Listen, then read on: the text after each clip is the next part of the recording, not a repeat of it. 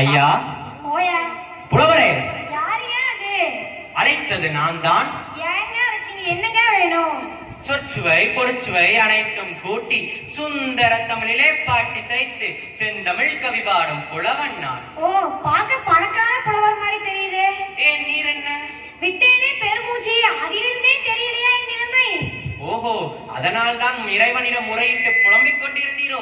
ஆமா ஆமா, மனுஷங்கிட்ட தான் சொல்லி புலம்ப முடியல, அதான் இறைவன்கிட்ட சொல்லி புலம்பிட்டு இருந்தேன். நீ புலம்பியது எம் காதில் விழுந்தது.